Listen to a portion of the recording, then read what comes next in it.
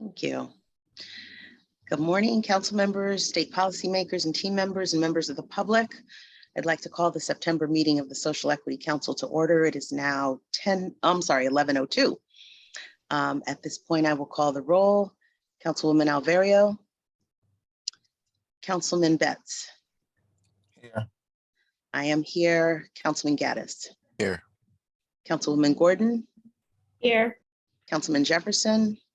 Present. Councilman Abercrombie for Commissioner Lehman. Here. Councilwoman Naim. Here. Councilman Pelka. Councilwoman Shaw. Present. Councilman Shirley. Councilwoman Valeries. Councilman Walton. We have a quorum. This morning, the council will be asked to vote on the recommendations from Cone Resnick regarding 19 equity joint ventures. Those are 9 hybrid retailers, 7 retailers, 2 micro cultivators, and 1 delivery service, and 7 lottery applications, 4 food and beverage, 1 transporter, and 1 product packager. We'll also vote on this year's DIA map, a discussion that we postponed at the September meeting. We're joined this morning by Jeffrey Magan from Cone Resnick, who will frame our consideration.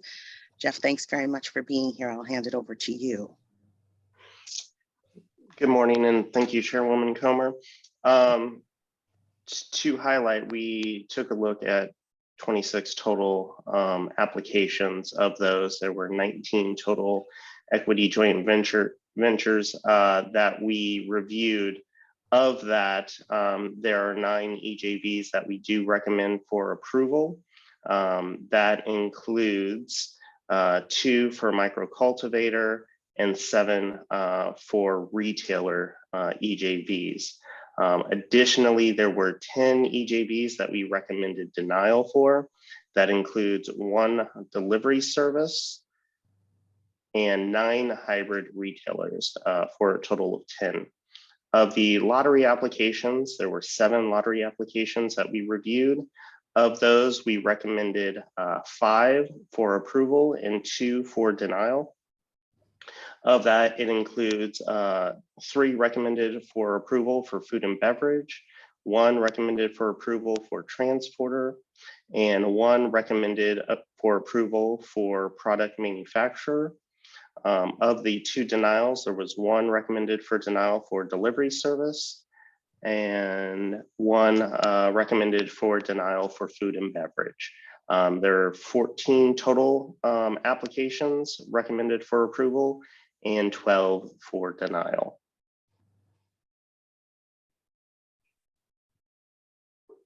And I'll hand it back over. You're on mute. Yes, thank you.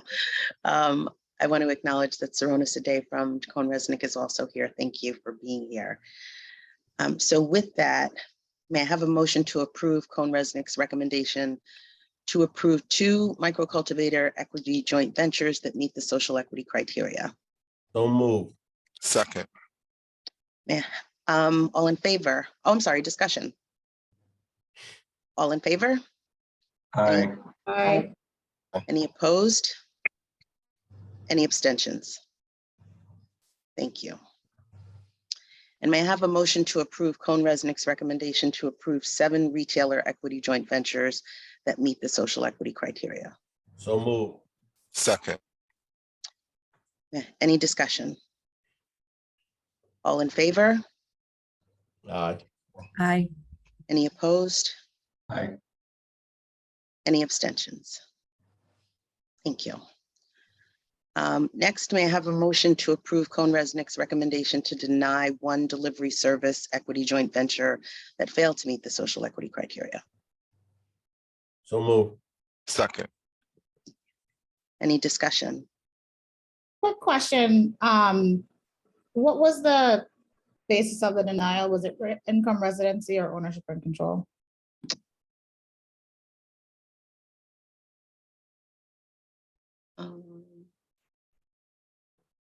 I'm going to see if I can look it up. I know the packets were sent to the council, but Jeff or Sarona, if you have that information readily available. Yes, I believe the EJV delivery service was an ownership and control fail.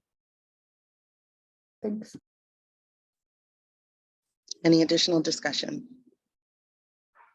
All in favor? Aye. Aye. Aye. Any opposed? Any abstentions? Thank you. And Jeff, just because I think the information that I had, the numbers may have been a little bit different. So if I end up missing one, please let me know. Okay. May I have a motion to approve Cone Resnick's recommendation to deny 9 hybrid retailer equity joint ventures So that fail moved. to meet the social equity criteria? Thank you, Councilman Jefferson. second, Eldon, yeah. It's okay. Discussion? All in favor? Aye. Aye. Aye. Any opposed? Any abstentions?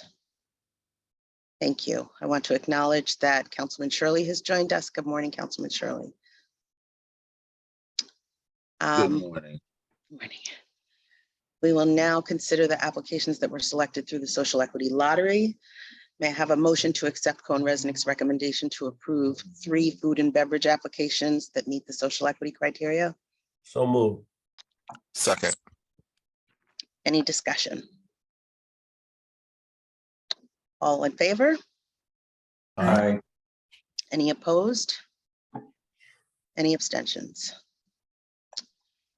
And may I have a motion to accept Cone Resnick's recommendation to approve 1 transporter application that meets the social equity criteria? So moved. second, Any discussion?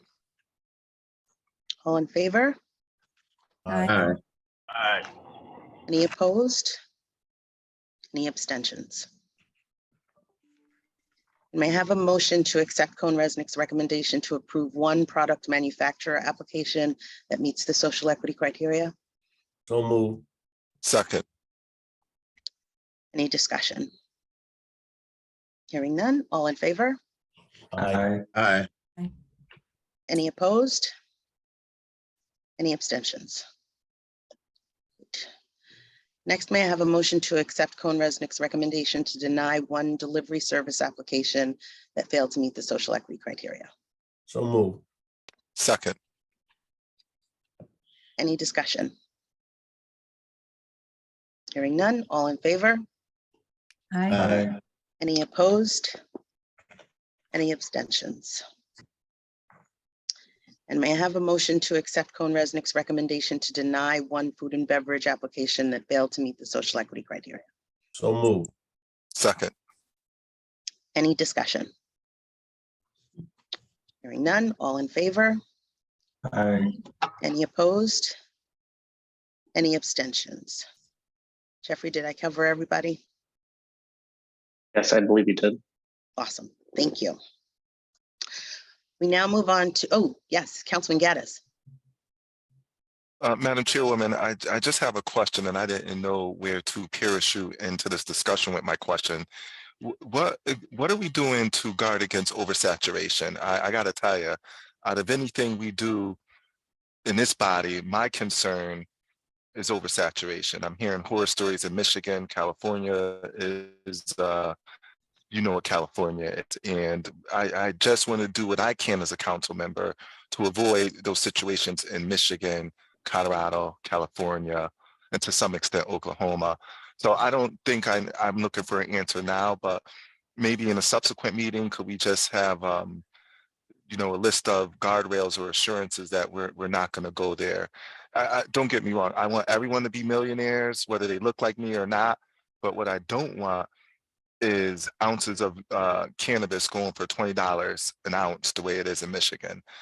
We can't have that. So whatever we could do to avoid that and also be responsible with our mission and charge, I'm all for. But I'm going to be very sensitive to oversaturation, just so you know, Madam Chairwoman. Thank you. Thank you, Councilman Gaddis, and I appreciate you raising the issue. You know, it's a concern that I share. I think there are some ways in which we have put up some guardrails, as you mentioned. One is around, you know, having these lotteries, and I know there was a lot of lots of I guess opinions raised about the limited number of applications that were awarded during this first lottery round. In many ways, that is intended to try and control for both supply chain issues as well as oversaturation of the market.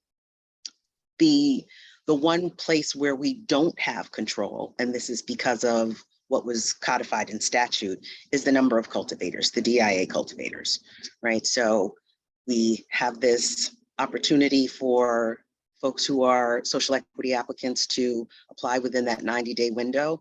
I know I was surprised at the number of applications that were received.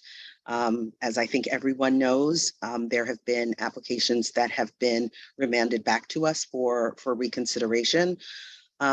So as far as the cultivators, there could very well be an oversaturation problem. What mitigates that to an extent is that they have to be located in the DIAs. I'm not entirely sure that that there will be sufficient space for cultivators in the DIAs. And that really is a function of what the municipalities will allow, as well as some of the space limitations. But that is one area where we have less control than in terms of the lottery, which is again, where we had the limited numbers. And I think, I believe that our the DCP's drug control director, Rod Marriott, is on the line. And so if he would like to join the conversation and add some additional context, happy to do that. The last consideration is just that, there is that $3 million fee for the cultivators. And so they will not all be able, we're hopeful that they'll be able to pay, but in the event that they don't, then that will also limit the number of cultivators. So I hope that is helpful context for everyone. Thank you. Sure. Madam Chair, through you, I do share similar concerns as Councilman Gaddis, and this was one of the reasons why I abstained on the issue of reconsideration. Everyone is not going to pass the test, but we understand that even with the 149s, 40% of the individuals who applied were approved, and that's a healthy number. Now we have to reconsider the other 8, and fine, we'll do that. But moving forward, the Attorney General instructed us that, or informed us that we have the power to reconsider those who are denied. And I think we have to keep just what Councilman Gaddis said into consideration when we are reconsidering those applicants. Everyone doesn't have to be approved. I mean, there's a process, and we have to keep that in mind. We can't simply, we can't just want to be nice to everyone, or we will run into that problem of oversaturation. That's one of the guardrails, I think, moving forward. Thank you, Councilman Jefferson. And while I am, reluctant to go into too much detail with regard to what was discussed in, during executive session as far as litigation and remand, I do understand the concerns that you've raised. I think, we had to figure out this ownership and control piece of things. And as we do that, and as we course correct for that, this is something that I don't anticipate will happen again, especially because there was just this 190-day window.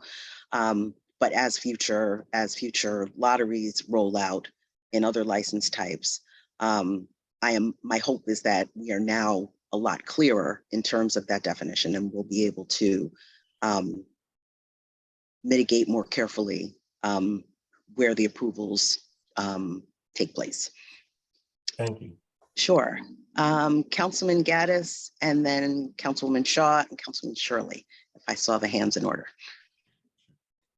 You're on mute, Councilman Gaddis. I'll yield to Councilwoman Shaw. I believe her hand was up before mine. I'm sorry. Thank you. Thank you. Councilwoman Shaw. Thank you, Madam Chair, and thank you, Councilman Gaddis. I think it is so healthy to center ourselves around the role of the Social Equity Council and the broader context of the licensing process. As I understand it, we are vetting applications for social equity status on the criteria that we've we've laid out. But that further consideration of the viability of the application is done by DCP, considerations around some of the market concerns expressed by Councilman Gaddis. I understand that the viability is really within the province of the DCP and its approval process. So I just want to confirm though, and if you could put your DCP hat on, Madam Chair, is there an opportunity for the Department of Consumer Protection to kind of slow the pace of approvals if in fact there are concerns around market saturation? In other words, if they are receiving more applications than a particular DIA can support, is it within the Department of Consumer Protection's discretion to say, we've kind of reached the limits, or there are broader market concerns that will counsel against the award of a provisional license? So in terms of the cultivator license for the DIAs, no, DCP does not have control over that. And that's just the language that was placed into the statute really left it was silent in terms of any sort of authority by anybody or any entity to be able to limit the number of those DIA cultivators.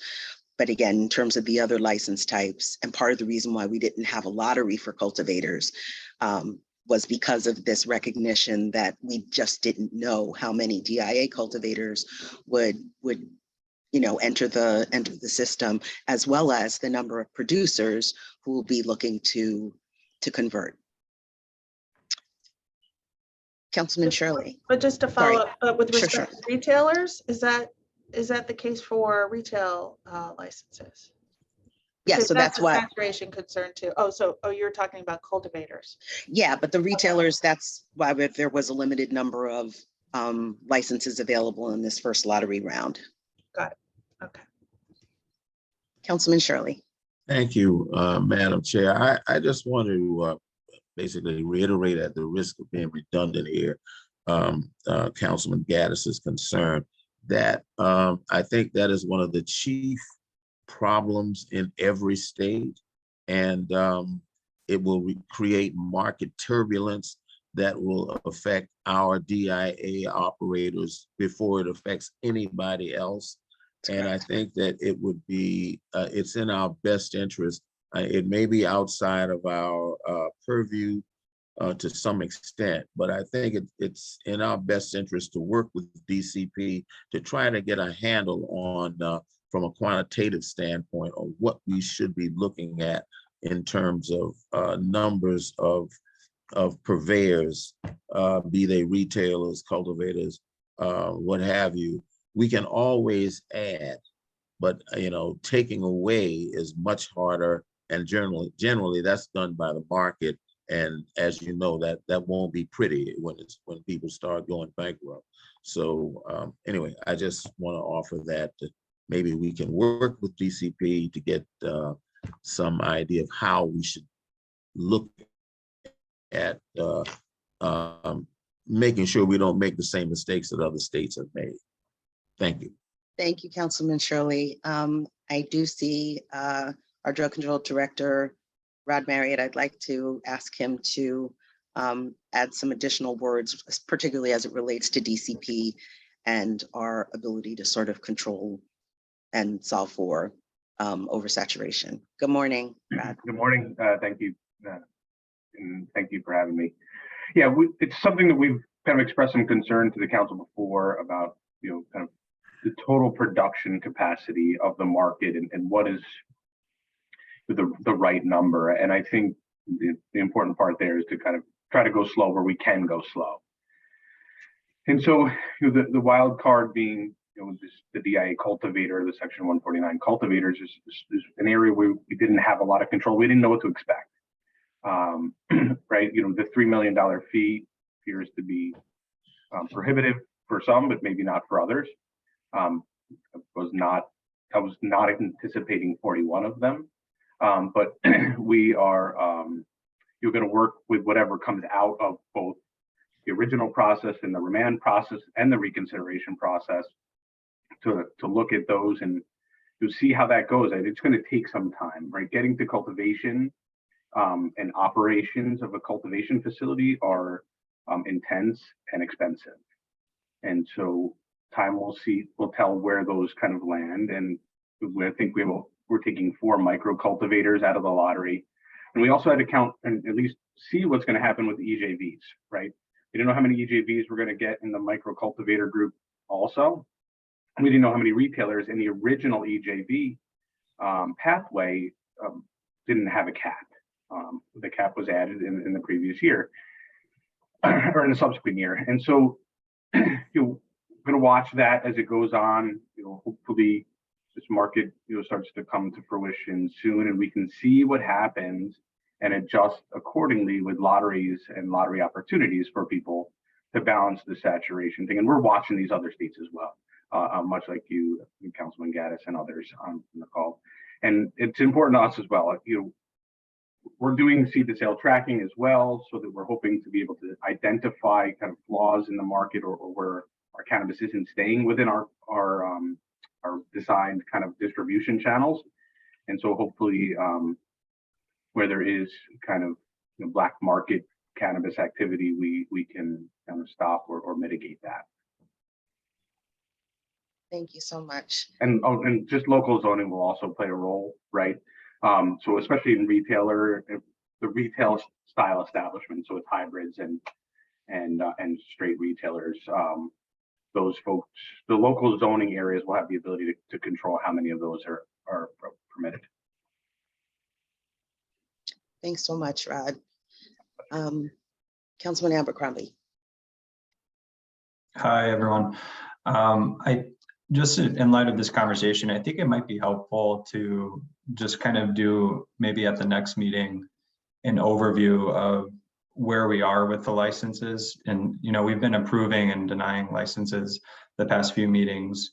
And I'd just be curious to look at, how many we anticipated for each category and then how many we've approved, and just a snapshot summary for the council members. And that might give us a sense of, what the numbers actually look like. I've been trying to keep up myself, but I think it would be helpful to have a short presentation. I see Ginny raise hands up. Maybe she has something for us. Director Clay? If you're talking, you're on mute. I'm sorry. I did send a snapshot a couple of weeks ago. I will send that again to all members of the council. It listed the number of applications that the Cone Resnick has reviewed, where we are for each of the license categories. I know I sent it on a Wednesday the 12th, I believe, and I can forward that again to everyone. Thank you so much. Again, oh yes, Brad. So we're happy to participate in that presentation. I think, to just so everyone knows, there are multiple stages of the licensing process, right? So when you guys pass something on to us, it goes to background check. When we don't move forward with certain parts of those processes until those other things have happened. And so we'll try to do the best we can for you at that time. But I think at this particular vote will close out some of the social equity portions of the lottery, provided the background checks come back okay. And we'll be able to move forward with other subsequent lotteries as we go.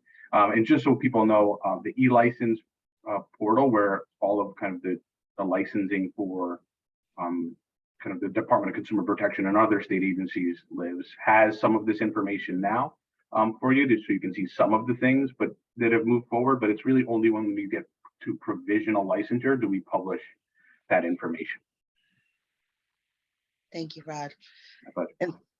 And thank you again, Councilman Gaddis, for raising this issue. It's clearly something that is on the minds of many, if not all, of the council members. So appreciate that. We're now going to move on. Oh, a couple of things before I go there. Wanted to acknowledge that Ray Kissiday from Cone Resnick is also on the line, and Jeff has asked for an opportunity to revisit his statement. So Jeff. Hi. Yeah, I do want to clarify the vote and clarify my number totals. I did unfortunately double count one of the hybrid retailers recommended for denial. So I do want to clarify that that number is actually 8 instead of 9 hybrid retailers that we recommended for denial. And the total number of EJV recommended for denial is 9 instead of 10. So just wanted to make a clarifying statement for the vote. Thank you so much. Okay, now we will move on to consideration of the disproportionately impacted areas map. I wanted to thank this council for their thoughtful consideration of this issue, as well as Patrick Hewlin and the team at the Institute for Municipal and Regional Policy, as well as the SEC staff for their diligence in helping us sort of sort this out. You know, the council has received information in their packet on the 2021 and 2022 maps to inform their consideration and their vote. And I recognize that there are lingering concerns. As we've been advised, we cannot use last year's map because the American Community Survey data has changed. That said, we will be making recommendations to the General Assembly regarding the metrics used to determine the DIA map that should ameliorate those concerns. But for now, we must certify the map based on the current metrics and the data we have at hand.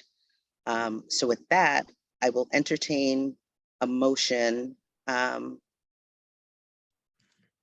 recertify the disproportionately impacted areas map using the historical conviction rate for drug offenses greater than 1/10.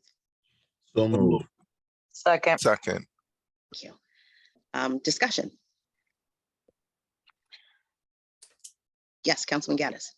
Madam Chairwoman, I just want to say thank you for your leadership on this matter. Many of us had concerns, and I think that you were very open-minded and transparent about the process.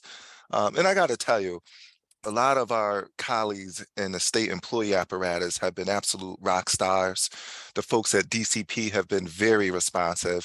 DECD have been very responsive, and your leadership has been awesome in this regard. And thank you for listening to me, because I was one of the council members who raised some objection to it. I will personally work with whomever to try to get the demographics and the matrix right, so it's sensible and practical. But we can't let the good be held hostage by the perfect. So I'm looking forward to supporting this measure, Madam Chairwoman. Thank you for your leadership. Thank you so much, Councilman Gaddis. I really appreciate that.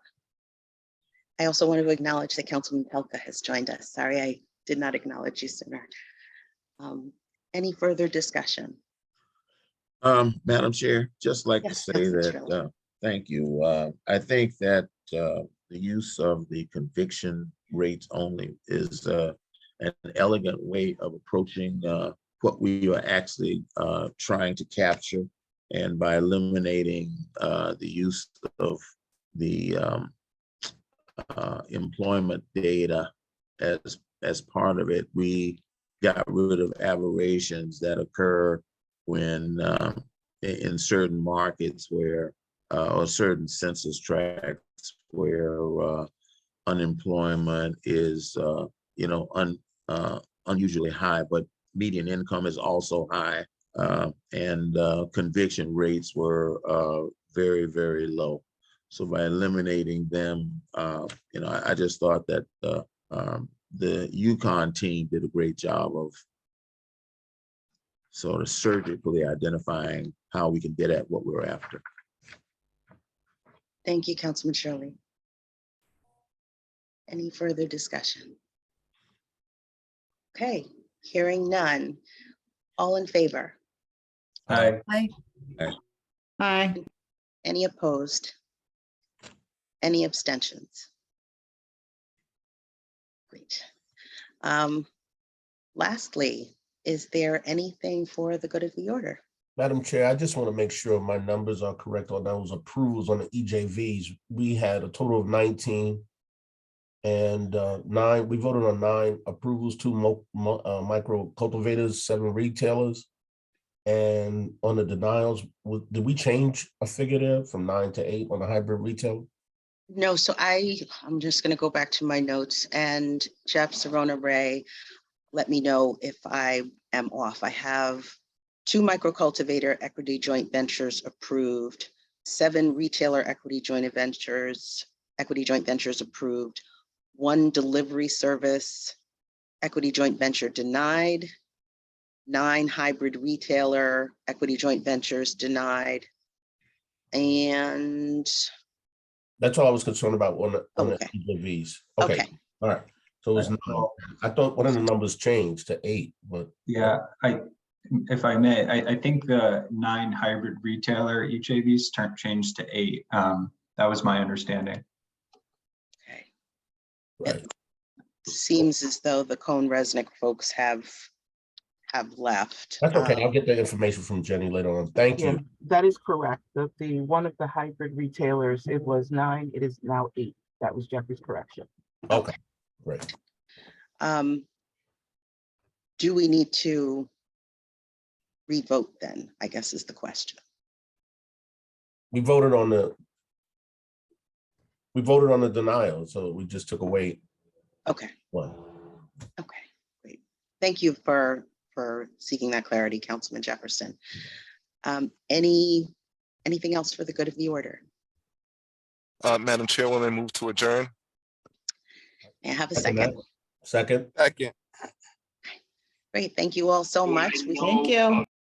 We stand Thank you, everyone. adjourned. Good meeting. Thank Thanks, you. everyone. Bye-bye.